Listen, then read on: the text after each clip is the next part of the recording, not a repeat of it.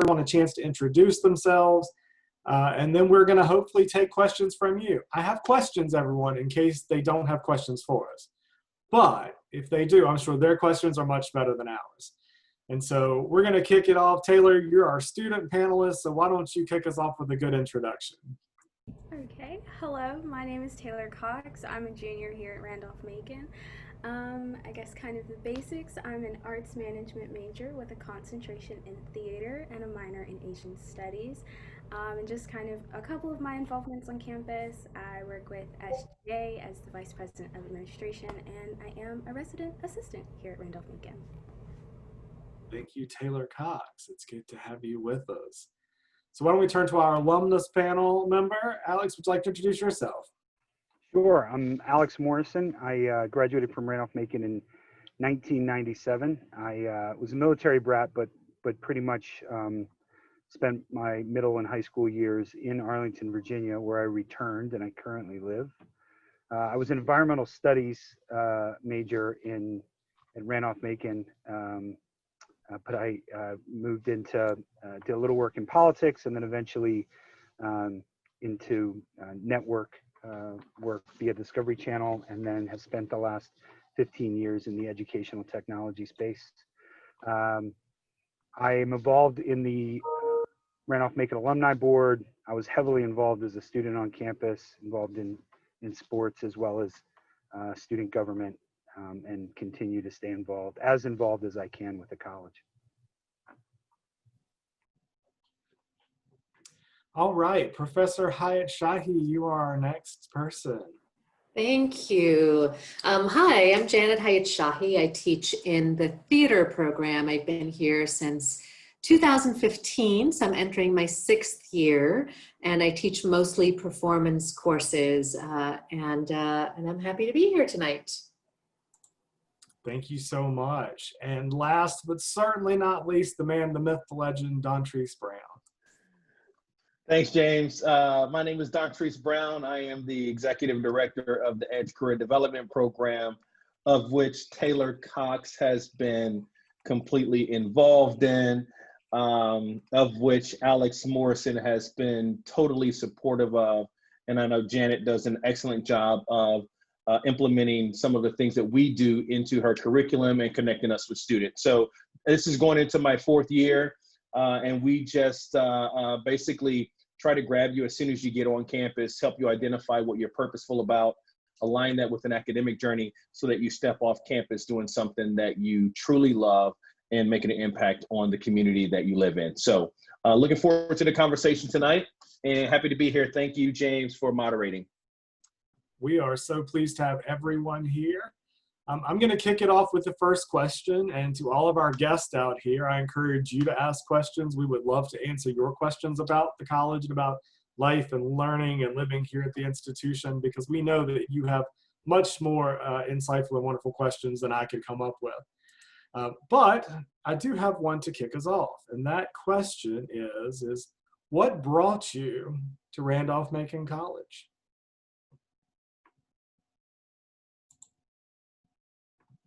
I can get started. My road to Macon was actually, I would say, by accident. I had applied to a bunch of schools on the East Coast and was hoping to play football with several of them, and a couple of scholarships had fallen through. And a friend from our church had worked in admissions here at Macon, and said, "Hey, this is in the spring of my senior year," and said, "You should consider Randolph-Macon." And I did not know much about the college. My dad and I drove down to come and visit. We walked my application on campus. And it was a beautiful campus, and I thought, oh, this is a smaller school than I anticipated. It was smaller than my high school. And I said, you know what, worst case scenario, I'm going to go here and transfer. I showed up to Macon in the summer, actually ended up playing football, and within several weeks fell in love with the school. And gave up on any,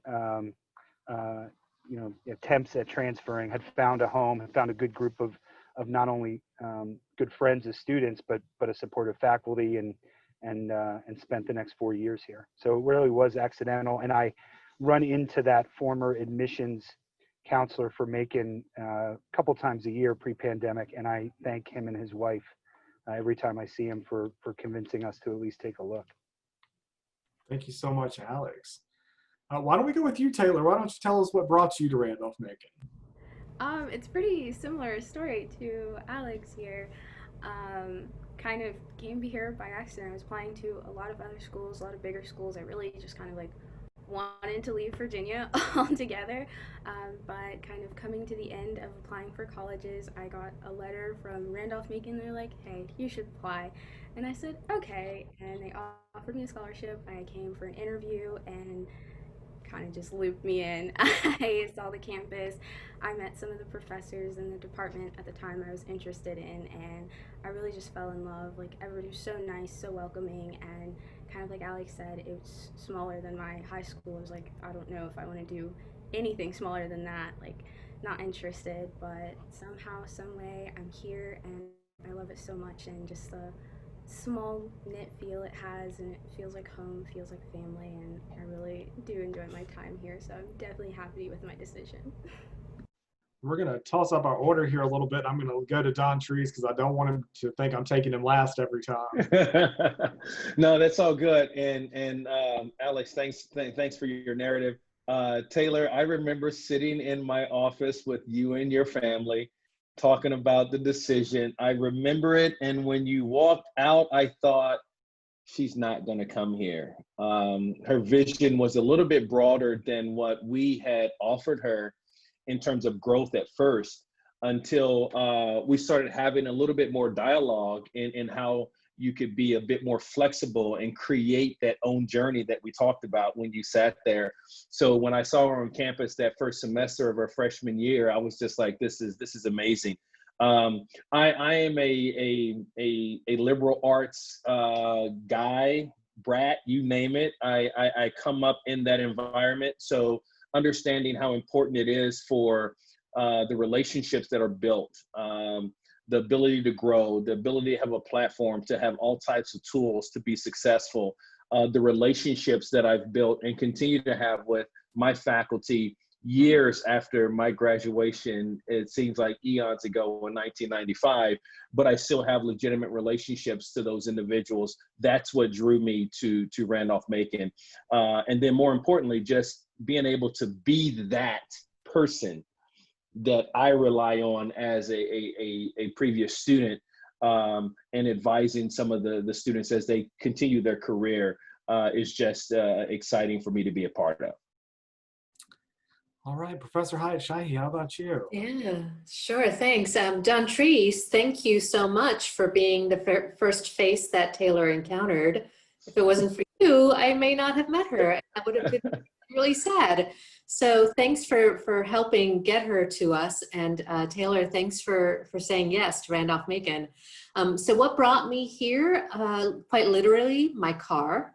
I drove across country from California and made the trek out here. But when I was looking for a place to work in 2015, what drew me to the idea of Randolph-Macon College, and I didn't visit until I came in for a campus interview, was that small college atmosphere. I also, for my undergraduate work, went to a smaller liberal arts college and understood the mechanisms that Don Trees was just talking about those connections, the ways that you really formulate friendships that surpass the time that you are there by far. And I can attest to the same thing, that I have many relationships that I created back in many years ago in undergraduate that I still have contacts with today. And I think that is a product of the smaller liberal arts college atmosphere. Thank you so much, Professor Hyatt-Shahi. I always say this is my 15th year at the institution. And so I say I don't quite remember why I took a job here because it was a long time ago. But I do know why I've stayed, and I think that's just as important. I've stayed because of the relationships with students and with colleagues who have been amazing. We don't have a lot of turnover in terms of staff and faculty. People come here and they build a life here. Our alums visit frequently, so we have relationships with alums, even alums who weren't here when we first started to work here or when they weren't students here. And so that sort of relationship is really powerful to have. I too remember Taylor's first week on campus, not her decision, but Emerging Leaders Weekend, and all of the great time that we got to spend doing that together. So wonderful to see everyone here. So are there any questions from our audience? None yet. So I am going to move along. I know I'm sure they have questions for us. They're just warming up. So we're going to take one more, and then we're going to have some great questions from our audience. All right. So let me roll my magic 8-ball here and see what I've got. One of the benefits of going to a college is meeting staff members, professors, alumni, other folks who can become lifelong mentors. Mm-hmm. Can you talk about a time when you've experienced this to be true, either as a mentor or as someone who had a mentor? Mm-hmm. And so this time, Professor Hyatt Shahi, why don't I start with you? Sure. I could actually talk about a specific case that happened today.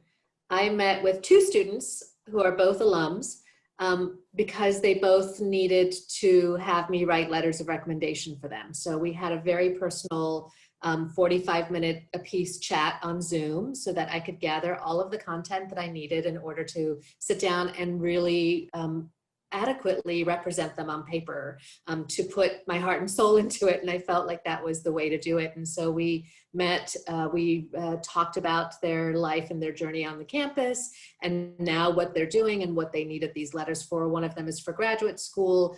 The other one is actually for a second graduate program, which was really fun too, to think about how life can take you in these little loops.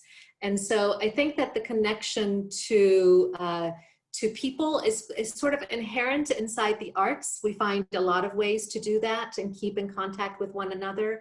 But again, I think that it is that very personal connection within the atmosphere of a smaller college where you really get to know each other, the small classroom sizes, the ability to really connect and find these connections that are that last beyond their time on campus is what makes this place unique. And I always look forward to those conversations that I have with the alum after they leave us. So very, very specific and timely question. Mm-hmm. Mm-hmm. Mm-hmm. Well, and as you mentioned, alums after they leave us, I'm going to turn to Alex and ask Alex to take us to the next piece. Yeah, I mean, it's interesting because as I mentioned, I ended up in a career almost immediately that was very different than what my major was. But that mentorship wasn't limited to, and I was thinking as you and Dontrice were talking about Taylor's first week here, there's, and I work in education, so I talk to a lot of college presidents who, how many schools is there where 2 staff members actually remember the first week a student was on campus? I made, my mentors, I certainly had 2 professors who I continue to stay friendly with. One, Dr. Barry Nisley, who retired a few years ago, and Dr. Charles Gowan, who I still stay in touch with. And so I certainly go to them, I consider them friends, and I go to them for advice from time to time. But the folks that I still engage with almost on a monthly basis are people who weren't even faculty. Susan Donovan, who worked in the alumni office, who I had no interaction with on campus other than I would run into her in the dining hall or on campus, and she would, try to strike up a conversation, and we would have these long conversations there at the fountain. Barclay Dupriest, who runs the bookstore and serves as a den mother for most students there, but especially the athletes. And these are people who are going to be in my life the rest of my life. I'm thankful for that, and I ask them for more advice, and I'm sure they care to give. Thank you for sharing that, Alex. Taylor, let's turn to you. And then I'm going to go to you, Dontrice, not last, because I'm going to go last, but next. I definitely have to say Barclay might have been one of the reasons I came here. Definitely. She was so warm and welcoming on my interview day. But I think probably one of the most influential people was a staff member, my supervisor for one of my jobs with CAB, the Common Activities Board. Although it had been a year that I had been working with her, she really just pushed me to do big things, and really I was on this journey, obviously it's job, I plan events, it's one thing you think you're doing, but in some way, somehow, like staff here just know how to push you to be your best and grow not only like on the job but also in your life. So I found a new level of confidence in just things that I do, whether it's asking questions in class or, feeling confident about the answers I give. Through planning events with her, I was able to kind of gain these new skills and kind of flourish into this new person, and only within a year. Unfortunately, she's not with us anymore, but she really made a big impact on my life, and I will probably continue to have a wonderful relationship outside of work with her as time continues on, and kind of as Professor Hayat Shahi said, I'll probably go to her for references or a letter of recommendation. They're just people that you meet here, whether it's professors or staff. They really have your best interests at heart and really want to see you grow into, whatever, you're. I don't really think you ever reach a final place, but always see you grow into whoever you are going to become. So I think a lot of staff have, a good impact on your life and great impacts, but Thank you, Taylor. Don Treese.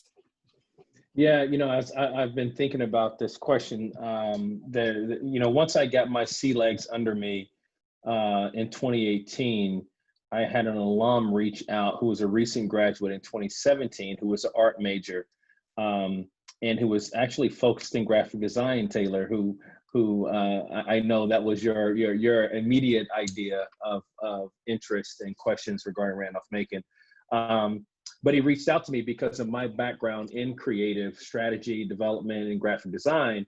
And I had intentions on building an entrepreneurship program. And so this individual just reached out, wanted to connect, and then offer how that they can provide back to the student population what they didn't receive.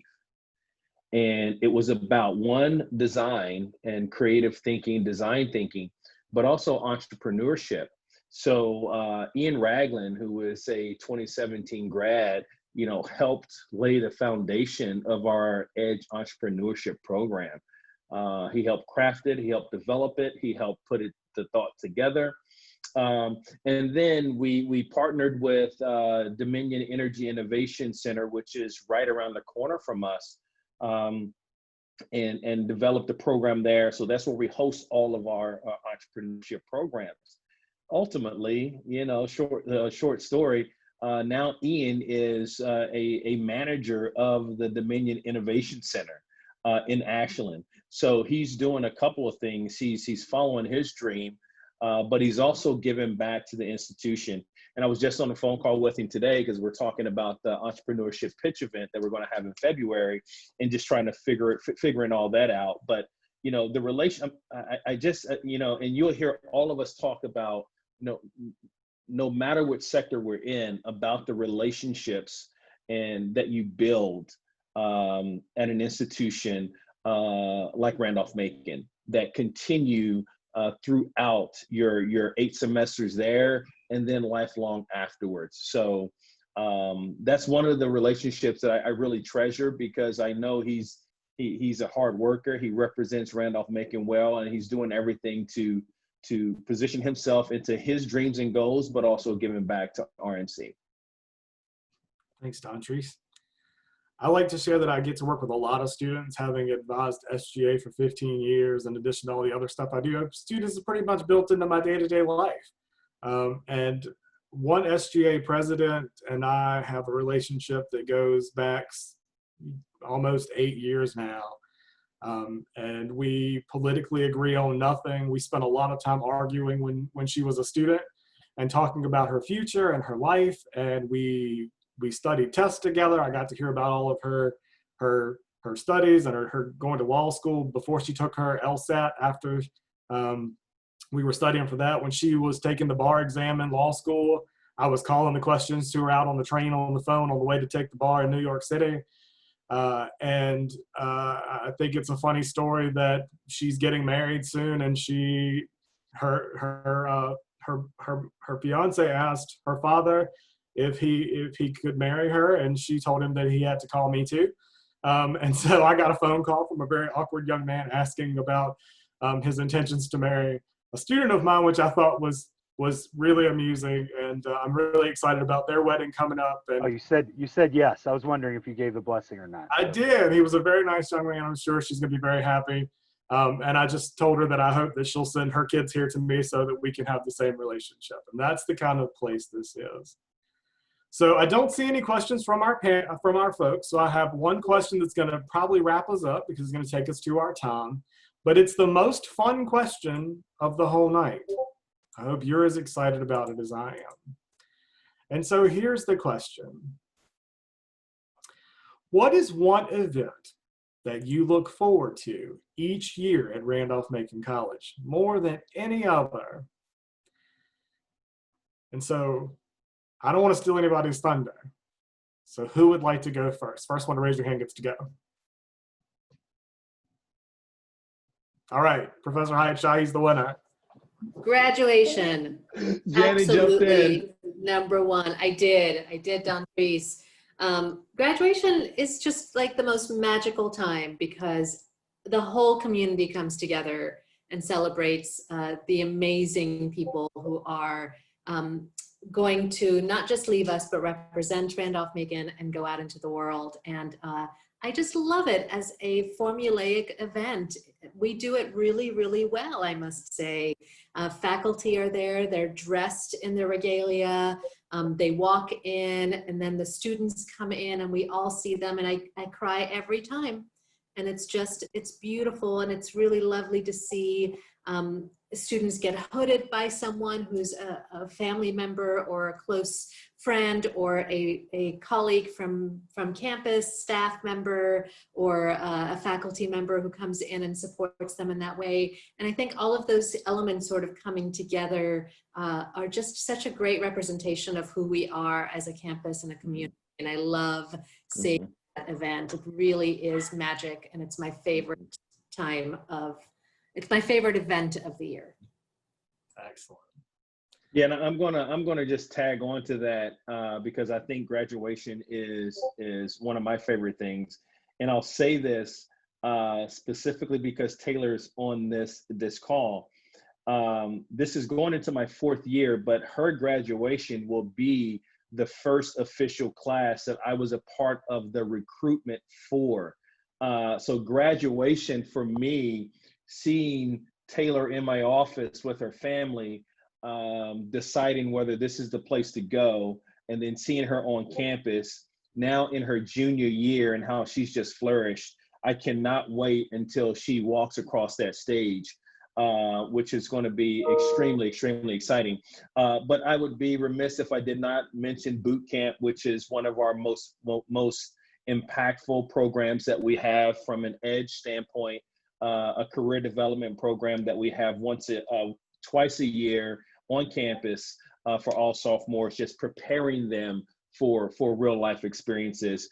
And Alex has been a tremendous support system for that, volunteer for that, as well as James. And Janet was a part of it as well. So I would have to say that. And then I'm going to cheat again, James. And I gotta say, as a student athlete, former student athlete, Hampton-Sydney, all day, every day, I gotta represent that.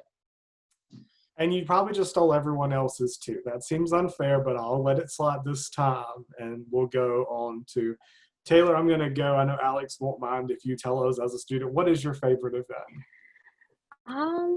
I definitely have to say like homecoming. I'm not really a football person, sorry y'all, but I think the game itself is really interesting just from like a playing aspect, but also just how it brings people together.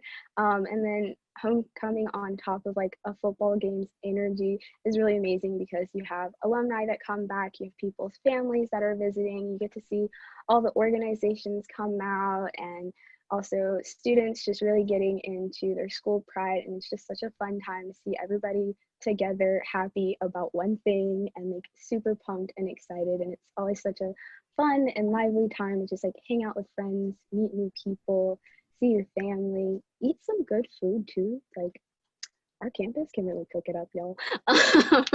So it's always just a fun time. One of my favorite events of the year for sure. Alex, how about you, sir? Yeah, I mean, I was a football player there, but I come back to campus whenever I can, and on the alumni board, there's typically a weekend in the fall where we come back where we get to watch a football game. But Randolph-Macon, like a lot of schools, have moved their reunion events to the late spring, and this is well, if the pandemic had not impacted its plans, I think it would have been the third year, maybe the second, no, third year.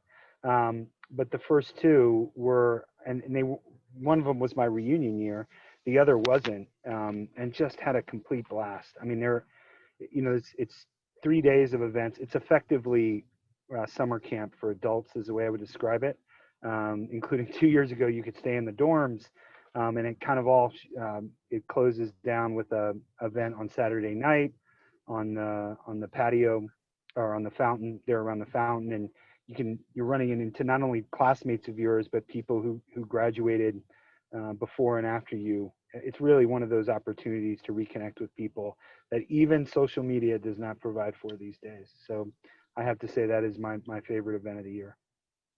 Thanks for sharing that.